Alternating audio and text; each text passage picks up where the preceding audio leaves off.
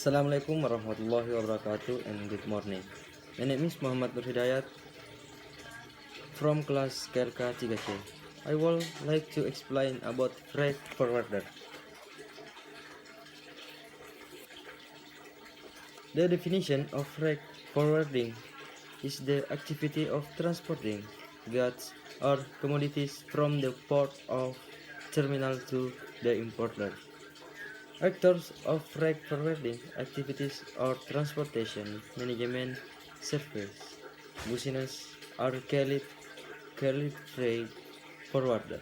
Usually, transportation, but can consolidate with a freight forwarder to be responsible for the transportation of goods.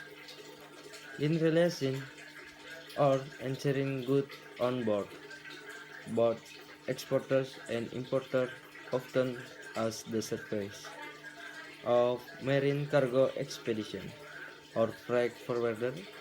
These two agencies are specialists in freight expedition. Freight forwarding can be carried out by land, air, or sea with the characteristic of each carrier model.